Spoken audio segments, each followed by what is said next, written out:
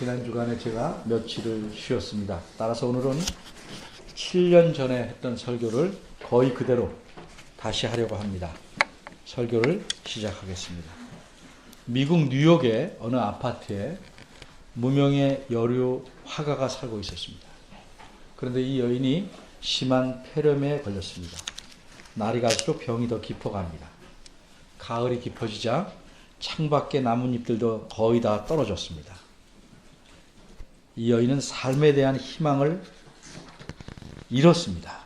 그래서 창문 너머로 보이는 담쟁이 덩굴잎이 다 떨어질 때 자기 생명도 끝날 것이다. 이런 비관적인 생각을 합니다. 담쟁이 잎이 하나씩 둘씩 떨어져 갑니다. 바람이 세차게 부는 밤이었습니다. 이 밤이 지나면 창밖에 몇 개 남지 않은 담쟁이 잎들도 다 떨어지겠고 그러면 나도 죽겠구나. 이렇게 여인은 생각합니다. 다음날 아침입니다. 나뭇잎이 다 떨어진 것을 보고 자신도 죽을 것이라고 생각한 여인이 창밖을 봅니다. 여인은 놀랐습니다. 그리고 살아갈 소망을 갖게 됩니다. 그 세찬 바람에도 나뭇잎 하나가 꼭 붙어 있었기 때문입니다. 이것은 마지막 잎새라는 단편소설 내용입니다. 여러분도 아시다시피 그 담쟁이 잎은 아래층에 사는 무명의 나이 많은 화가가 이 병든 여인의 생각을 알고 나서 담쟁이 덩굴 이파리 하나를 벽에 그려서 지난밤의 심한 비바람에도 견뎌낸 진짜 나뭇잎처럼 보이게 한 것입니다. 이렇게 노인은 여인의 생명을 구했습니다. 이 노인은 가짜 나뭇잎을 그려서 진짜 나뭇잎처럼 보이게 했습니다. 화가인 여인도 속을 만큼 기가 막힌 걸작을 그린 것입니다. 이렇게 감쪽같이 여인을 속인 것은 잘한 일일까? 잘못한 일일까? 속이는 것은 무조건 나쁘다고 한다면 이 노인은 나쁜 짓을 한 것입니다. 그런데 이 노인은 생명을 구하려고 속였습니다. 그래도 속인 것은 나쁘다고 해야 할까? 어린이들 위해서 쉬운 예를 하나 들어봅니다. 나쁜 사람들이 찾아와서 아버지를 해치려고 찾습니다. 아버지가 숨었습니다. 그 사람들이 아이에게 묻습니다. 너 거짓말하면 혼난다. 내 아버지 어디 숨었냐? 이때 아이가 사실대로 솔직하게 알려주는 것이 옳은 것인가? 에레미야라는 선지자가 있었습니다. 그가 하나님께 이렇게 외칩니다. 슬픕니다. 주 여호와여. 주님께서 진실로 이 백성과 예루살렘을 크게, 이 뜻은 완전하게란 말입니다. 완전하게 속이셨습니다. 이르시기를 너희에게 평강이 있으리라 하시더니 칼이 생명에 미쳤나이다. 이렇게 속이셨으니 하나님께서는 나쁜 짓을 하신 것인가요? 그렇지 않다면 하나님은 왜 속이셨을까? 오늘 본문에서 그 답을 찾아보려고 합니다. 어떤 사람이 갑자기 뺨을 세차게 때렸습니다. 이렇게 뺨을 맞은 사람은 선지자입니다. 뺨을 때린 사람도 선지자입니다. 뺨을 때린 사람이 말하기를 너는 거짓말했으니 뺨을 맞은 것이다. 이렇게 말합니다. 선지자는 하나님 말씀을 그대로 전하는 사람입니다. 그런데 한 선지자가 다른 선지자의 말이 거짓말이라고 그의 뺨따기를 때렸습니다. 그럼 누구 말이 맞나요? 때린 사람의 말이 맞나요? 맞은 사람의 말이 맞나요? 도대체 어떻게 된 것일까요? 북쪽 나라의 왕은 매우 악한 왕이었습니다. 다른 나라와 전쟁을 하려고 합니다. 그래서 자기를 방문한 남쪽 나라의 왕을 꼬드겨서 전쟁에 함께 나가고자 합니다. 남쪽 나라의 왕은 하나님을 잘 섬기는 왕입니다. 그래서 전쟁에 나가기 전에 먼저 하나님의 뜻을 물어보고 싶다고 북쪽 왕에게 말합니다. 그래서 북쪽 왕이 선지자들을 불렀습니다. 400명이나 되는 선지자들이 모였습니다. 그들에게 묻습니다. 우리가 싸우러 갈까 말까? 선지자들은 한 목소리로 이렇게 대답합니다. 5절입니다. 올라가소서. 하나님께서 그 성을 왕의 손에 붙이시리이다. 왕이 싸우러 나가면 승리할 것이라는 의미입니다. 400명이 모두 반대 의견 하나도 없이 만장일치로 승리하겠다니까 오히려 좀 미심쩍습니다. 그래서 남쪽 왕은 북쪽 왕에게 다시 묻습니다. 혹시 이 선지자들 외에 다른 선지자가 여기 없습니까? 그러자 북쪽 왕이 대답합니다. 한 사람이 있긴 합니다만 내가 매우 미워하는 사람입니다. 그는 내게 항상 흉한 일만 예언하고 좋은 일은 예언하지 않기 때문입니다. 왜 그럴까? 이 북쪽 왕은 정말 못된 사람입니다. 자신이 늘 하나님을 화나게 하는 일만 하면서도 하나님께서 자기에게 잘해 주실 것을 기대합니다. 자기가 잘하면 당연히 하나님의 선지자가 좋은 것을 말할 터인데 자신이 늘 나쁜 짓을 하면서도 좋은 예언만 드리려고 하니까 참 못된 왕이죠. 그나저나 남쪽 왕이 그 선지자를 데려오길 원하니 북쪽 왕은 마지못해서 그 선지자를 부르러 사람을 보냅니다. 선지자를 부르러 간 사람이 그 선지자에게 이렇게 말합니다. 12절입니다. 왕 앞에 모인 선지자들이 다 하나같이 왕에게 좋은 대답을 했으니 당신도 그렇게 하십시오. 그러자 이 선지자는 이렇게 대답합니다. 13절입니다. 여호와의 사심을 가리켜 맹세하노니 내 하나님의 말씀하시는 것 곧 그것을 내가 말하리라. 그리고 왕 앞에 도착했습니다.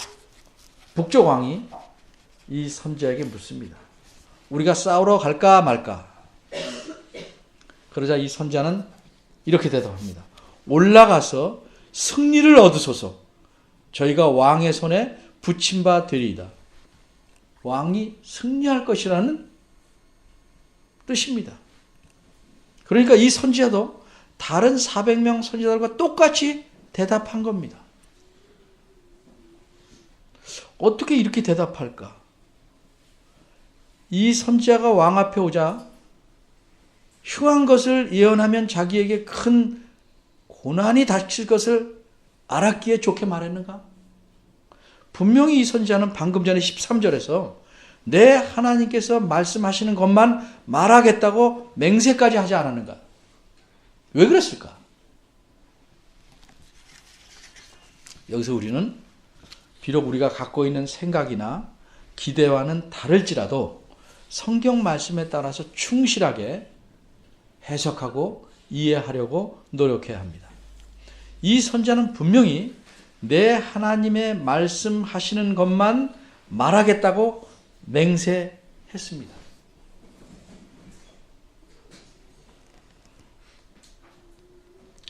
따라서 이 선지자가 다른 선지자들과 마찬가지로 싸움에 나가면 승리할 것이다 이렇게 말한 것은 하나님께서 그러하여금 그렇게 말하게 하신 것입니다. 그래서 그는 다른 400명의 선지자들과 같은 말을 한 것입니다. 그럼 질문이 하나 들죠. 그럼 말한 내용은 똑같은데 이 선지자의 말과 400명의 선지자의 말의 차이는 무엇인가? 그 차이는 단 하나입니다. 하나님께서 말하게 하신 대로 말한 이 선지자 미가야 선지자는 진실이 무엇인지를 알고 있었습니다. 반면에 다른 400명의 선지자들은 말은 이 미가야 선지자와 같이 했지만 진실이 무엇인지를 모르고 있었다는 점입니다. 바꿔 말하면 미가야 선지자는 진실을 다 알고 있었지만 하나님께서 자신에게 진실이 아닌 것을 말하라고 주셨기 때문에 그대로 말했습니다. 다른 선지자들은 진실을 모르기에 거짓을 진실이라고 믿고서 왕에게 말한 것입니다. 그럼 어째서 하나님께서는 미가야 선지자에게 먼저 진실이 아닌 것을 말하게 하셨는가? 거짓말을 하게 하셨는가? 그 까닭은 한마디로 진실이 무엇인지를, 무엇이 진실인지를 제대로 알리시기 위해서입니다. 북쪽 왕은 이 미가야 선지자를 미워합니다. 북쪽 왕은 일단 미가야 선지자가 말하면 그 말은 거짓이라고 접고 들어갑니다.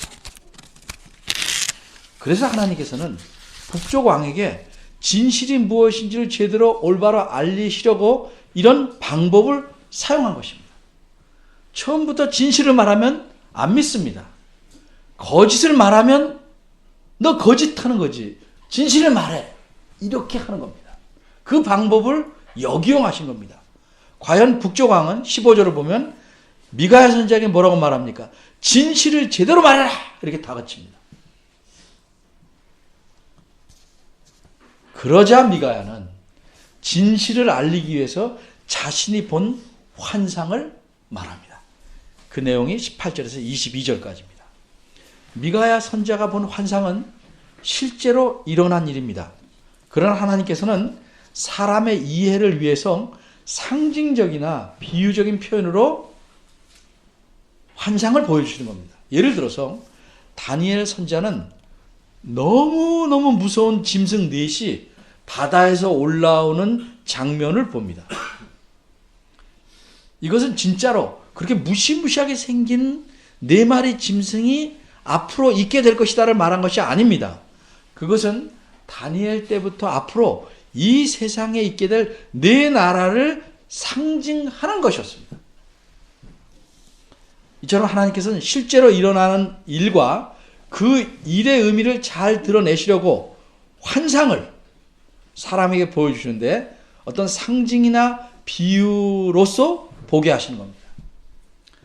그래서 18절에서 22절의 내용도 그런 것입니다.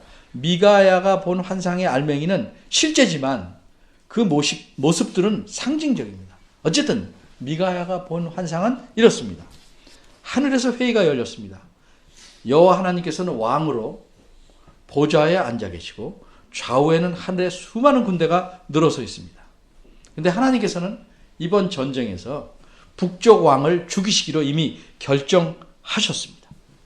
그래서 회의에서 누가 북쪽 왕을 꿰어서 전쟁에 나가게 할 것이냐 이렇게 묻습니다. 여러 의견들이 왔다 갔다 합니다. 그 중에 한 영이 여호와 앞에 나와서 제가 북쪽 왕을 전쟁에 나가게 할 자신이 있습니다. 이렇게 말합니다. 그러니까 하나님께서 그 영에게 묻습니다. 너 어떻게 하려고 그러냐? 자신이 거짓말하는 영이 되어서, 우리말에 이렇게 되는데 원어로는 속이는 영이 되어서 모든 선지자 입에서 속이는 말이 나가게 하겠다. 이렇게 작전을 말합니다. 하나님께서는 그래, 그렇게 하라 말씀하시고 그 일이 성공할 것이다. 이렇게 말씀합니다. 그 결과 어떻게 됐습니까? 모든 선지자들은 이 속이는 영의 영향으로 진실이 아닌 것을 진실처럼 속여서 북쪽 왕에게 말하게 되고 그래서 이 왕은 전쟁에 나갑니다. 그럼 이 속이는 영이 되겠다 이렇게 자청한 영은 도대체 누굴까? 원문을 보면 어떤 한 영이 아니라 그 영 이렇게 되어 있습니다. 그 영 이렇게 되어 있는 걸 보니까 하늘 회의에 참석한 참석자들은 누구나 다 알만한 영입니다. 그 영 하면 딱 아는 그 영입니다. 그럼 그 영이 누구인가? 성경학자들 간에 여러 가지 견해가 있습니다. 그 중에서 그 영이란 사탄이거나 사탄의 하수인일 것이다. 이렇게 보는 견해가 있습니다. 그런데 이렇게 보려는 목적은 하나님께서 남을 속이시는 일은 결코 하실 수 없다는 생각 때문입니다. 속이는 일은 사탄이 하는 것이고 다만 하나님은 사탄의 속이는 것을 허용할 뿐이라고 생각합니다. 그러니까 어쩔 수 없이 사탄이 속이는 일을 하도록 하나님께서는 내버려 두신다는 뜻입니다. 어떻게 보면 틀린 말은 아닙니다.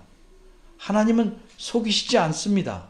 늘 신실하셔서 거짓말 하시지도 않습니다. 성경에 그렇게 말씀했어요. 사무엘 선지자는 사울 왕에게 이렇게 말했습니다. 이스라엘의 지존자, 즉 하나님은 거짓이나 변개함이 없으시니 그는 사람이 아니시므로 결코 변개치 않으시기 때문입니다. 속이지 않는다는 뜻입니다.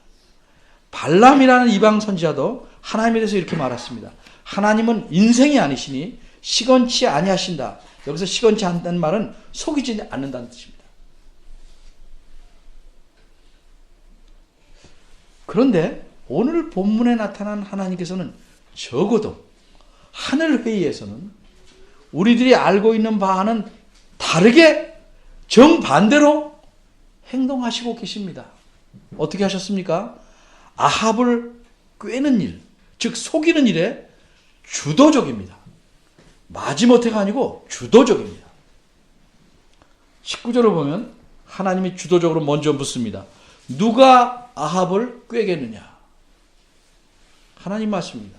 그때 한 영이 나타나 자신이 속이는 영이 되어서 모든 선지자 입에 있겠다. 모든 선지자로 하여금 거짓말을 하게 하겠다. 이렇게 말했어요. 그러니까 하나님 뭐라고 대답하셨습니까? 속이는 일은 내 성품에 안 맞으니 나와 전혀 관계없이 나는 모른 체 할 테니 내가 알아서 해라. 이렇게 대답하셨습니까? 아닙니다. 그렇게 꿰이면 좋겠다. 내가 그 일이 이루어지게 하겠다. 나가서 그렇게 하라. 이렇게 말씀합니다. 하나님은 소극적인 지원을 넘어서서 자신이 하시고자 하는 일을 그 영으로 하여금 대신하도록 직접 지시하신 겁니다. 적어도 오늘 본문에서 하나님께서는 아합을 꿰는 일, 즉 그를 속여서 죽게 하는 일을 하나님은 주도적으로 지휘하셨습니다. 속이는 일을 주도적으로 하셨습니다.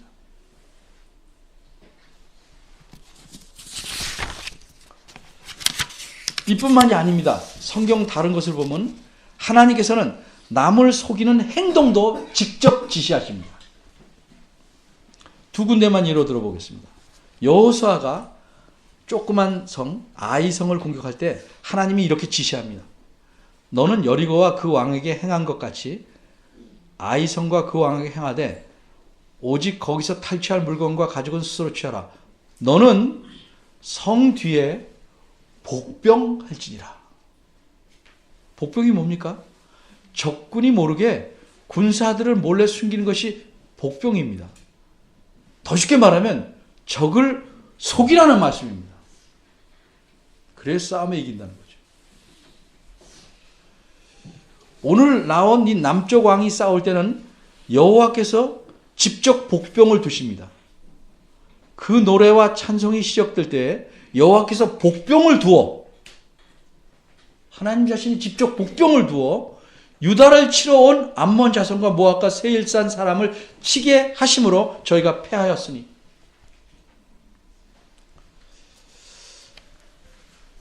그러네. 정말 하나님께서는 속이는 말도 하게 하시고 속이는 일도 하시네. 이렇게 행동하시는 하나님이 과연 내가 믿는 하나님이신가? 이런 하나님을 믿을 수 있는가? 하나님은 속이지 않으신다고 성경에 말씀했는데 이렇게 속이는 하나님의 말과 행동은 모순되는 것이 아닌가?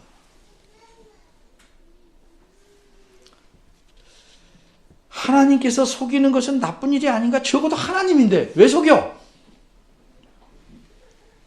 이런 질문이 생기시는 분들은 지금부터 제 설명을 잘 들어보셔야 합니다. 하나님 말씀을 이해할 때는 항상 언제든지 그 말씀을 하시는 문맥을 잘 살펴봐야 합니다. 문맥을 잘 살피지 않고 문맥과 다르게 하나님 말씀을 이해하면 사실은 그게 오해인데 오해가 계속 쌓여서 내가 생각하는 하나님이 성경이 말하는 하나님이 아닌 하나님이 되어버립니다. 그러니까 하나님께서 속이시는 일을 보면 내가 하나님에 대해서 이상하게 생각합니다.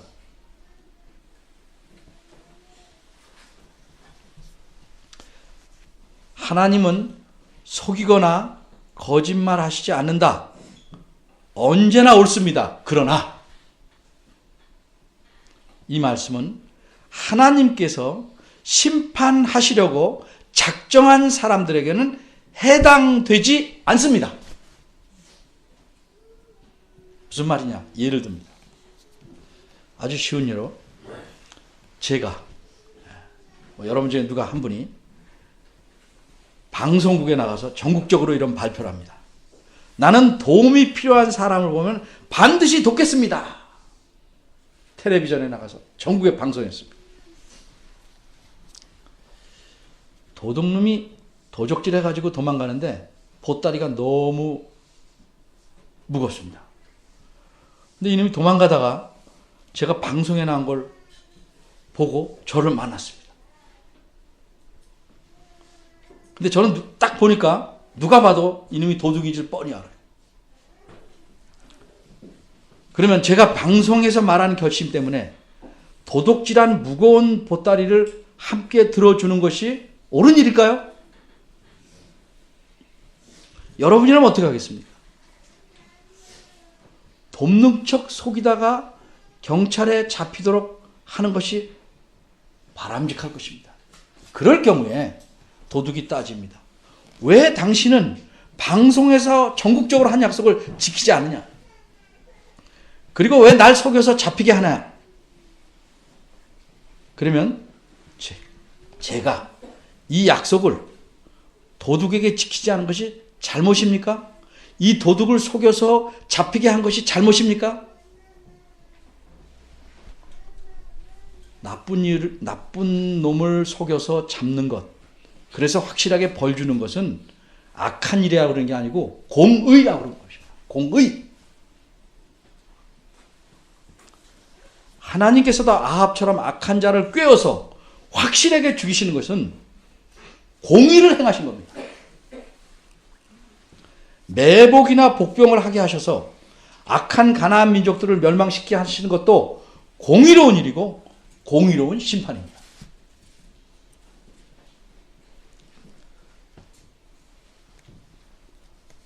그러니까 하나님은 속이거나 거짓말하지 않는다는 말은 악한 자를 심판하는 일에 공의를 행하는 일에는 해당되지 않는 것입니다.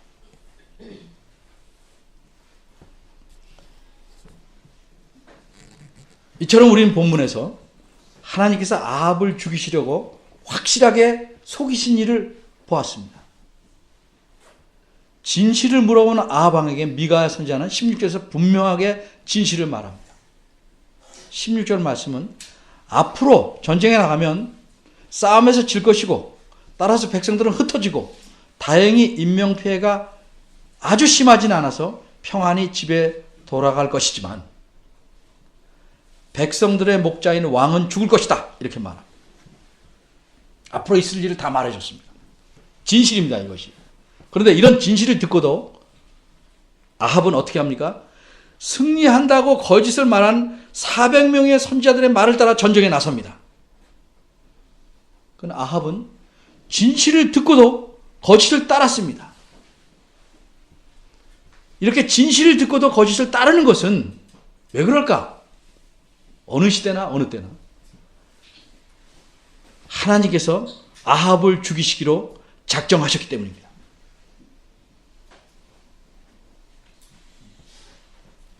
결국 어떻게 되었습니까? 아합은 죽는다는 말을 듣고 어떻게 하면 죽지 않을까 꾀를 내서 전쟁에 나가면 입어야 되는 왕의 갑옷을 버리고 일반 사병 군인처럼 변장했습니다. 적군이 왕으로 나가면 왕의 복장을 보고 자신을 집중적으로 공격할까봐 그것을 피하기 위해서였습니다. 그런데 어떻게 됐습니까? 오늘 본문 33, 지나서 33절과 34절 보니까 아합의 예상대로 되지 않았습니다. 적군의 군사가 우연히 쏜 화살이 아합에게 명중합니다. 심한 부상을 입습니다. 빨리 전쟁터를 빠져나가서 치료를 해야 되는데 싸움이 너무 맹렬하니까 빠져나갈 수가 없었습니다. 그래서 아합은 부상을 무릅쓰고 적과 싸우다가 죽고 말았습니다. 하나님께서는 한 영을 보내서 400명의 선지자들의 입에 거짓을 두셨고 아합 왕은 이 거짓을 따라 행하다가 죽고 말았습니다. 그럼 오늘 본문을 기록한 목적은 무엇일까? 하나님께서 어떻게 아합을 죽이셨는가를 알려주는 것이 오늘 본문을 기록한 목적인가? 근데 오늘 본문을 조금 자세히 보시면 글의 초점이 아합에게 있지 않고 오히려 남쪽 왕인 여호사밧에게 있음을 보게 됩니다.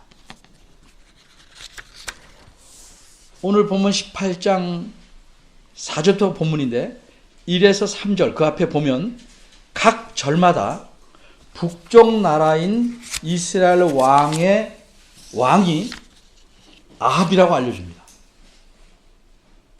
그런데 오늘 본문인 4절부터 27절을 넘어서 18장의 끝절인 34절까지 기록자는 의도적으로 단 한 경우, 즉 하늘회의에서 하나님께서 죽여야 할 대상이 아합이다 라고 지목하신 경우만 빼고는 오늘 본문에서 18장 끝까지는 아합이라는 이름을 전혀 사용하지 않습니다. 의도적으로 그렇습니다. 그저 이스라엘 왕 또는 왕이라고 말합니다. 그 대신 남쪽 유다 나라의 왕에 대해서는 그 이름을 여호사밧이라고 꼬박꼬박 말하고 있습니다. 이것은 오늘 본문의 초점이 아합이 아니고 여호사밧에게 있다는 사실을 알려주는 겁니다. 이 사실을 뒷받침해주는 또 다른 증거는 오늘 본문 앞에 있는 17장부터 오늘 다음에 20장까지 4장이 집중적으로 하나님을 잘 섬기는 왕 여호사밧에게 초점을 맞추고 있는 장들입니다.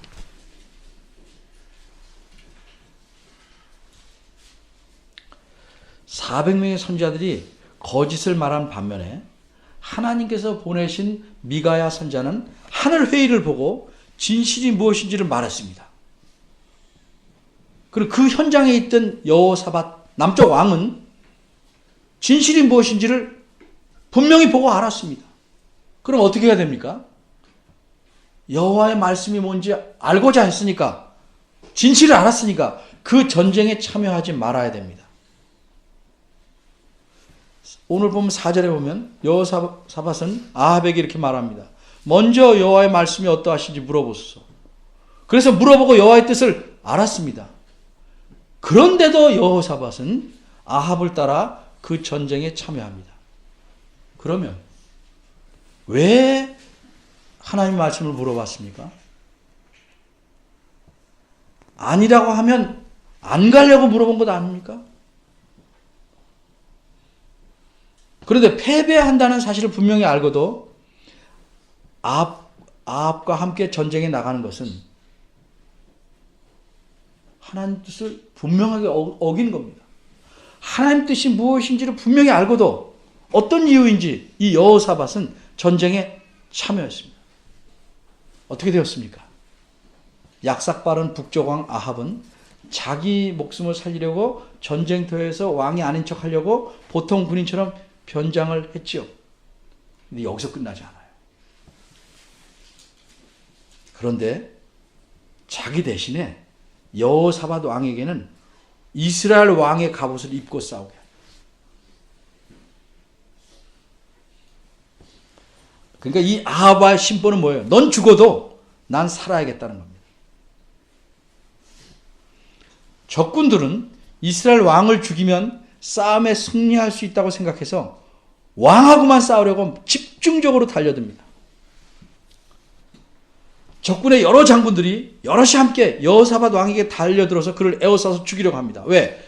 왕의 갑옷을 입고 있으니까 그를 북쪽 왕이라고 판단한 겁니다. 여호사밧은 정말 목숨이 간당간당하는 위기에 처했습니다. 그러자 여호사밧이 소리를 지릅니다. 31절입니다. 하나님께 도와달라고 부르짖은 겁니다. 그러자 어떻게 했습니까? 하나님께서 여호사밧을 도와 그를 죽이려던 적군들을 떠나게 하셨습니다. 이렇게 해서 여호사밧은 겨우 목숨을 건질 수 있었습니다. 그는 이렇게 혼쭐이 났습니다. 여호사밧이 겨우 살아서 돌아오니까 하나님께서 보내신 선자가 그를 기다리고 있었습니다. 그리고 이렇게 왕을 책망합니다. 역대하 19장 2절입니다. 왕이 악한 자를 돕고 여호와를 미워하는 자를 사랑하는 것이 옳습니까? 그러므로 여호와의 진노하심이 왕에게 임할 것입니다. 하나님께서는 여호사밧으로 하여금 진실을 알게 하셔서 아합과 함께 전쟁에 나가지 않게 말리셨습니다. 그런데 여호사밧은 하나님 말씀보다 아합과의 관계가 더 중요했습니다. 그래서 하나님 말씀을 무시하고 아합과 함께 싸우러 갔습니다. 결국은 혼쭐이 났습니다. 하나님께서 도우시지 않았다면 목숨을 잃을 뻔했습니다. 이렇게 하나님 말씀을 무시했으니 하나님이 도움을 주셔서 목숨을 건져주셨지만 하나님의 진노를 받아야만 합니다. 하나님께서는 아주 심하게 악한 죄들을 계속 범하여 왔기 때문에 죽여야 마땅한 아합을 심판하시려고 아합을 속이신 겁니다. 그렇게 무서운 하나님의 공의, 그런 하나님을 여호사밧은 현장에서 생생하게 경험했습니다. 그런데도 하나님 말씀을 무시하고 아합과 함께 전쟁에 나갔기에 죽을 뻔했다가 겨우 돌아옵니다. 하나님을 미워하는 그런 자들과 어울리면 어떻게 되는지 오늘 본문이 우리에게 분명히 알려주는 겁니다. 진실을 알고도, 하나님 뜻이 무엇인지 알고도 악한 자들과의 관계 때문에 그들의 일에 얽히면 어떠한 해를 입는지도 우리에게 보여줍니다. 하나님은 악한 자를 속여서라도 반드시 벌하시는 공의로운 분입니다. 우리가 진정으로 이런 공의로우신 하나님을 안다면 예수님을 믿지 않는 사람들과 깊은 관계를 갖는 것을 매우 조심해야 됩니다. 물론 예수님을 믿는다고 해서 세상과 등지고 살거나 세상 바깥에서 나가 살 수는 없습니다. 그렇게 하라고 말씀하지 않습니다. 그러나 예수님을 믿는 우리는 이 땅에서 살지만 이 세상 사람들이 갖고 사는 그런 가치관에 따라서 살면 안 됩니다. 믿지 않는 사람들이 운영하는 회사나 기관에서 일할지라도 하나님 나라의 기준에 따라 하나님 자녀다운 삶을 살아야 합니다. 승진이 늦고 진급이 더디고 불이익이 있다 할지라도 하나님 말씀의 기준에 따라 살아야 합니다. 힘든 일입니다. 그러나 그렇게 살아야 합니다. 그렇지 않으면 하나님의 공의가 그를 그냥 내버려 두시지 않습니다. 이 세상에 힘들지만 하나님 말씀대로 살라고 그래서 우리를 예수 믿게 하시고 은혜를 날마다 주시는 겁니다. 어떤 사람은 전도를 위해서라고 말합니다. 그래서 세상과 지나치게 성경 말씀을 무시하고 타협합니다. 그렇게 스스로를 속이면 안 됩니다. 타협은 한다면 성경 말씀을 무시하지 않는, 성경 말씀을 어기지 않는 데까지만. 전도를 위해서 할지라도 믿지 않는 자들과 깊은 관계를 갖고 그들의 생활 속에 깊이 들어갈 필요는 없습니다. 기회가 있을 때마다 하나님 말씀으로 권면하고 우리가 그리스도인으로 어떻게 사는지를 반듯하게 보여주는 것이 그게 진정한 전도입니다. 우리가 삶에서 나타내는 빛과 소금의 역할을 통해서 그들이 우리를 보고 그리스도에게 오게 해야 하는 겁니다. 그들을 예수님 믿게 한답시고 그들의 가치관과 못된 습관을 용납하고 따라 행함으로써 그들의 마음을 얻으려고 할 필요가 없습니다. 그렇게 하는 것은 시간 낭비요. 몸과 마음도 크게 다치고 결국은 하나님의 진노를 받습니다. 예수 믿지 않는 사람들은 항상 우리 그리스도인들을 이용해 먹으려고 합니다. 여러분 잘 알죠? 음주 운전하는 자의 차를 함께 타고 가면 사고 날 때 함께 다칩니다. 예수님 믿는 사람이라고 안 다치는 법 없습니다. 예수님 믿지 않는 사람들과 삶을 깊이 나누면 결국 하나님의 진노를 받을 수밖에 없습니다.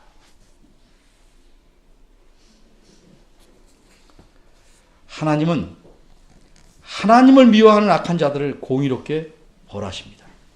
예수 믿지 않는 사람들은 하나님을 사랑하지 않기에 미워하는 사람들입니다. 대적할 필요는 없지만 깊이 사귈 필요 없습니다.